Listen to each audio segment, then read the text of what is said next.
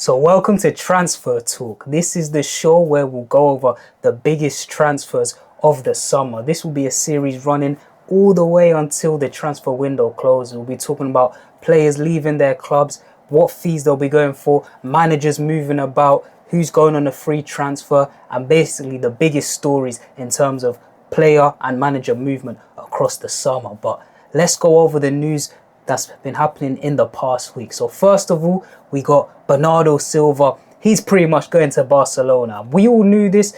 Bernardo Silva, pretty much, I want to say, ever since coronavirus.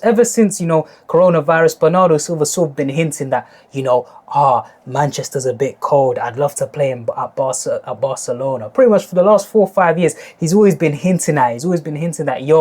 I'd love to play in Spain, There's always been rumours about, he's not really happy in Manchester, whether it's to do with the weather or the football, the culture, whatever it is. Bernardo Silva has sort of been angling for a move for the last 3 to 4 years, I would say. As a City fan, it's like every summer I'd hear, cool, is Bernardo leaving? But then he ends up staying. But this summer, it's finally been confirmed that he's leaving the club after a glorious 9 years. What a player. People forget that he came in and initially under Pep, he was a bench warmer. It was Sterling, it was Sane, it was De Bruyne, it was David Silva. And then, his first season, he had to ride out on the bench, sort of. But then that second year under Pep, that's where he took over and became Pep Guardiola's favourite player up until the time that he's leaving. So, yeah, Bernardo Silva, he's leaving on a free to Barcelona and he's joining that sort of Man City to Barcelona pipeline, which is kind of crazy because, to be fair, when I do think about it, Man City, we sign a lot of, Barcelona coded players, if you really think about it. You think about the guys who have went to Barcelona, Sergio Aguero, directly City to Barca, Eric Garcia, City to Barca, Ferran Torres, City to Barca. You look at Cancelo, he didn't go directly, but Cancelo still made his way to Barca. You look at a guy like Julian Alvarez, we'll get into him later on, but it's looking like he might make his way to Barcelona.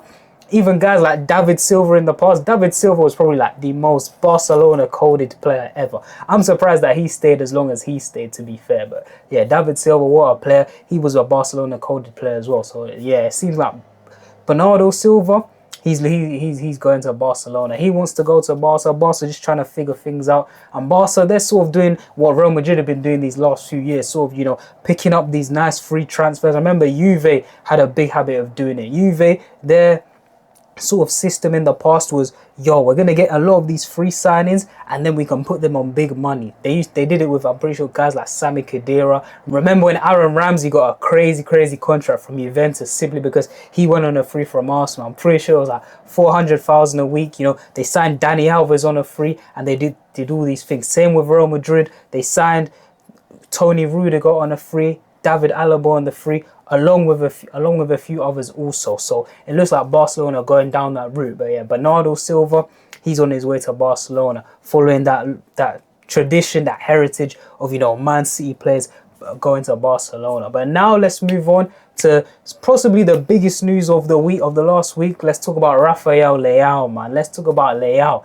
Leao has finally confirmed that he's leaving Milan. The way he was talking, it seems like, he left Milan on a sour basis. It was a rough ending for him and Milan. I'm not sure what's happened over there, but he simply just said that, I need a new challenge. And yeah, right now in world football, he's got a lot of bidders.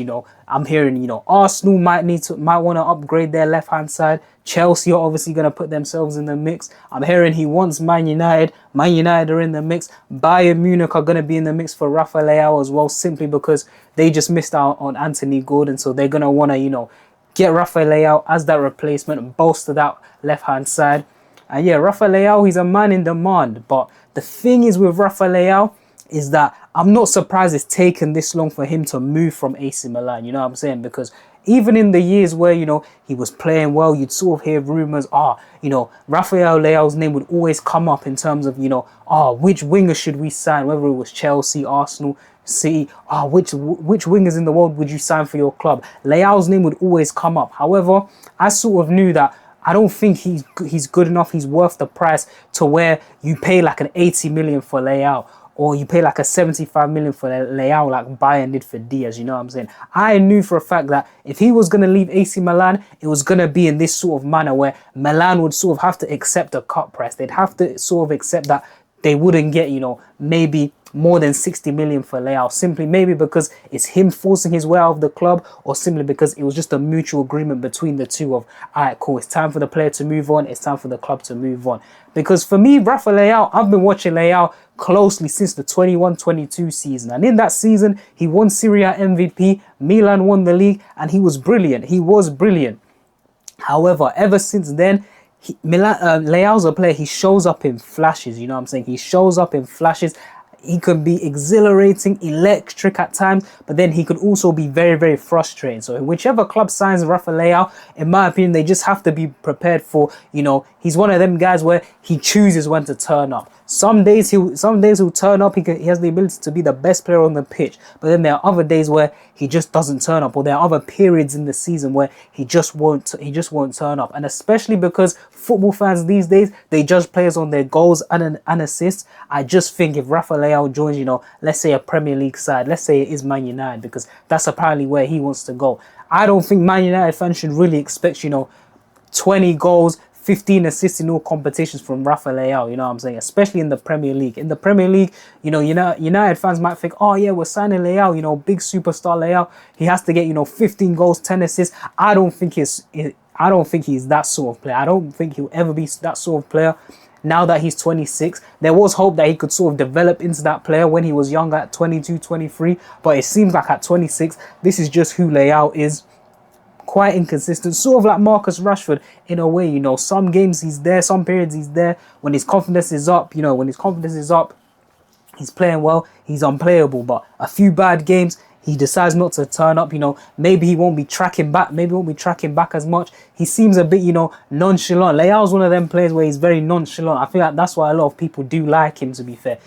The fact that he's nonchalant, he's skillful, he's quick, you know what I'm saying? But the thing is, he's never going to be, you know, that 25, 30 goal a season winger. So like I said, if whoever team that he goes to, yo, just the fan, don't be expecting, you know, these crazy outputs from Rafael Leao. In my opinion, he's quite an inconsistent player. That's why he doesn't really, you know, I feel like that's why no big club wanted to take that chance on him when Milan were demanding 70, 80, 90 million for Leao, because they know as well, you know, he's a little bit inconsistent for, you know, that sort of price tag. That's also a reason why he doesn't always start for Portugal. Leao's ability, he should be starting every game for Portugal on that left-hand side. His competition is guys like Pedro Neto. But sometimes he just doesn't always start for Portugal. He came on in that Nations League final off the bench.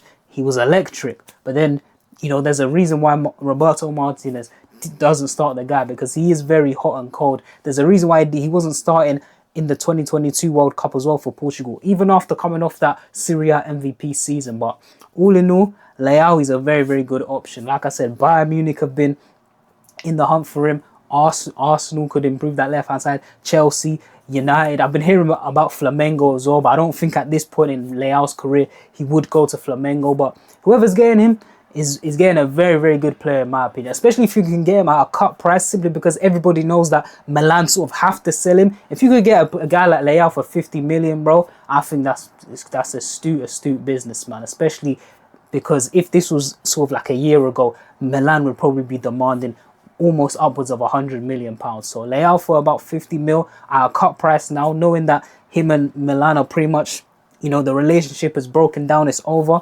Hey man, I think whoever gets him, very, very good player, very good option at 50 million. Next, let's go over to a guy who I did mention in that first section, and that man is Julian Alvarez. Now, initially when Alvarez signed for Atletico Madrid for 95 million, people were saying it was a big, big overpay. But in my opinion, I knew the quality of Julian Alvarez. I'd seen it at Man City. Even though he was playing second fiddle to Erling Haaland, I could see the bags of ability that this guy had, you know what I'm saying? He'd been working on his free kicks, but his overall play, his touch, his finishing, his ability to run in behind, his ability to press. We all saw him perform at the World Cup, you know what I'm saying? At the World Cup, He had barely played for City prior to then, and then at the World Cup just showed what he was about, you know what I'm saying? So when people were saying, oh, 95 million is overpriced, I was thinking, yo, I think it's good business, especially because Atletico, they were using him as sort of like their talisman, the guy who was spearheading their attack. They had Antoine Griezmann, but Antoine Griezmann, you know, he was aging. He couldn't really be the same guy for Atletico that he was in 2016. So Julian Alvarez being, you know, Atleti's marquee signing,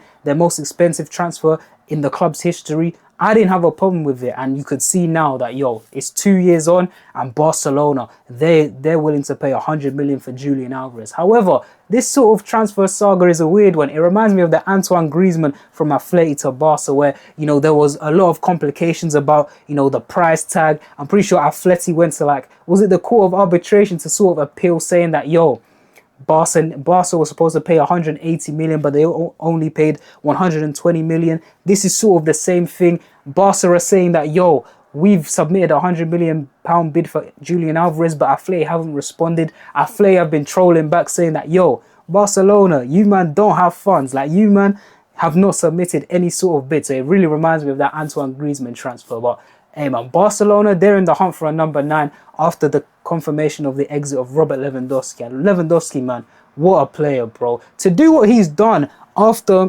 Bayern Munich, to come to Barcelona, I'm pretty sure, what was it, age 33 or age 32, to come to Barcelona and have the impact that he has had. You can see how his teammates love him. They were all doing the, you know, the Lewandowski celebration, sort of, you know, wishing him farewell. And what he's done for that club is so crazy, because you could have easily forgiven Lewandowski for literally just coming to Barcelona.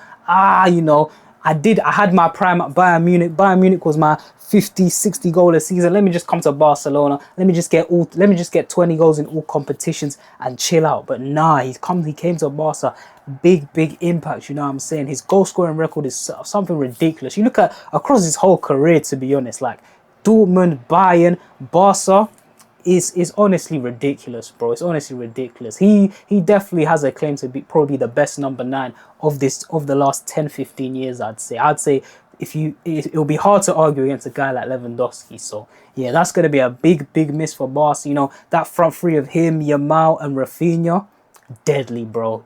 Absolutely deadly. And now Barcelona, they're in the hunt for their striker. And Julian Alvarez, this is like one of the worst kept secrets in modern football, man. In today's time, we've all known that Barcelona have been scouting Julian Alvarez pretty much ever since after his first season for Atleti. After his first season for Atleti, we've been hearing the Barcelona rumours. We've been hearing that, yo, Alvarez and Barcelona, they've agreed terms. Now it's just down to Atleti to accept an appropriate bid. Apparently, Atleti, they want to start the bid at 100 million, whereas Barca, they're willing to cap it off at 100 million. So we'll see how that goes. Atleti, they're probably going to want to, you know, try squeeze every bit of money out of Alvarez, you know, 120, maybe 130, especially because they're selling to a rival. That's their best player. That's their talisman. They just signed Ademola Lookman. They've just got to the Champions League, the semi-final of the Champions League for the first time. I'm pretty sure since 2017 that they got to the first time in the semis for a long time, for almost 10 years. So they're going to want to keep him. And if they do sell him on to Barcelona, to a La Liga rival, they're going to want a lot of compensation, just like the Griezmann thing. But yeah, Alvarez, that's another Barcelona coded player, man. Even when he went to Atletico Madrid, I was thinking, yo, me as a City fan, I was thinking, yo, we got 95 million out of Atletico Madrid, but I'm very surprised that Barcelona didn't come in for him. But now it seems like he's about to make that move this summer. If Barcelona are willing to, you know, go over and beyond, maybe pay 110, 120 million. So we'll keep an eye out for that, man. But that's football's worst kept secret, man. Julian Alvarez to Barcelona. We'll see if it happens this summer. But if it's not this summer, it's probably definitely going to be the next. Now let's go over to Merseyside, over to Liverpool. And the news has finally been confirmed that Ibrahima Konate is leaving Liverpool on a free. He's joining Trent, Salah and Robertson as guys who are leaving Liverpool on a free. You know, he's sort of from that last sort of Jurgen Klopp era. Yes, he didn't manage to win a Premier League with Jurgen Klopp or a Champions League. He wasn't there for the early stages, but he was signed under Klopp and he was there, you know, he was there in the squad when Liverpool was sort of chasing that quadruple, you know, that quadruple season. He was there. He's sort of like one of the last few under Klopp. Trent's gone, Salah's gone, Robertson's gone, Alisson is potentially on the way out, and it's sort of just Virgil van Dijk now all by himself. You know, the likes of Henderson, Milner are gone. But let's stick to Konate. For Konate, we sort of knew this, you know, from last summer. Last summer when he didn't sign that contract extension and it didn't really feel like anything was really getting done. Talks had stalled, and all season, all the chatter was just about, yo, is Konate going to sign a new contract? Yo, are we going to have a repeat of Trent Alexander-Arnold? Is Konate going to sign a new contract? And from the way the guy was playing, you could kind of see that his head just wasn't in it this season, especially, you know, Liverpool had that 5-game winning streak, but after that, Konate's head just wasn't in the game. I'm pretty sure he was probably dreaming about Real Madrid. We heard the Real Madrid rumours, and then afterwards we heard that he had been playing so poorly that sort of Real Madrid had sort of withdrew their interest from it, which is crazy. So it's going to be interesting to see where Konate goes. But you could just tell Konate this season was a man who was playing and his head was just not in the game. Some of the silly mistakes he was making, I'm not even talking about, you know, complicated defending. I'm talking about basic schoolboy errors. Like I remember there was once I was seeing Konate in games like misjudging the flight of the ball. Like he would go to, you know, clear it out from a volley when he should have headed it, going up to header it when he should volley it. Just little simple things like this. Sleeping, allowing his man to run in behind. Just little things from Konate that I was thinking, yo, this is not even, you know, an ability thing anymore, because we've seen what Konate can do when he's on form in that title-winning season for Liverpool. But it just felt like this year, it was just a lack of concentration, just a lack of, you know, just his head being in the game. And to be fair, you can say that for a lot of Liverpool players this season. But yeah, in terms of Konate, it's confirmed that he is leaving the club, leaving on a free as well, just like Trent. And yeah, this was inevitable for me. It's interesting to see where he goes, because the Real Madrid rumours have died down. Obviously, you know, Paris Saint-Germain are always going to be a team in the mix simply because he's a French player. I feel like any French player with sort of any international pedigree in terms of playing for France, they just get linked to PSG. Like I remember N'Golo Kante when he was at Chelsea, he was always linked to PSG, and all these other Frenchmen, they all get linked to PSG. However, in terms of Enrique's style of play, Konate, one of his weaknesses is, you know, his ability on the ball, and with Pacho and Marquinhos still there, still playing at a top level, you know, still winning back-to-back Champions Leagues, I don't know if PSG will be interested in a defender like Konate. Konate is not really a ball-playing centre-back. He's more of the sweeper. At Liverpool, it was always Van Dijk. Van Dijk was the ball player. Konate was the sweeper. Unless Luis Enrique would happily take him as a squad option, whether Konate would want to be a squad option, hey, remains to be seen. But yeah, obviously PSG's name has been thrown in the mix. Real Madrid, we don't know about Real Madrid. You know, they've signed Dean Huijsen. They've actually also extended Antonio Rudiger, which is something else we need to talk about. Real Madrid have just extended Tony Rudiger for another year. Obviously, we know that Real Madrid, they have this policy of, you know, any player over the age of 30, doesn't matter how good you are, what you've done for the club, we're only giving out 1-year contract extensions, which I believe is a very, very good thing, because you never want to end up in a situation where, you know, somebody's 32 years old, you know, he's just come off a great season, you give him a 4-year or a 3-year extension, and then all of a sudden it's 9 months later and they've just all fallen off a cliff. We've seen that happen with Arsenal players when it was time to pay their guys, when they got to the age of 29, 30, all of a sudden we just sort of saw a decline. We saw it with Pierre-Emerick Aubameyang, an absolute talisman for Arsenal. Literally was coming off his 2 best seasons for them. 18-19, won the Golden Boot. 19-20, literally dragged them to an FA Cup final. Literally scored against City, scored a brace against Chelsea. That was a carriage over from Aubameyang. And then we all know what happened from there. He signed the thing. Next season came around. He did decently, but then after, you know, it was like 9 months later, he fell out with Arteta and he was quickly shipped out of the club. Same with Mesut Ozil. Mesut Ozil coming off a good year for Arsenal. You know, he was their talisman at the time. You know, the club felt pressure to sign a guy like Ozil because of the lack of superstars at that time. And then guess what? As soon as Ozil signed that contract, you know what I'm saying? It just wasn't the same. Same with Alexis Sanchez at Man United. He was coming to that age, 29, 30.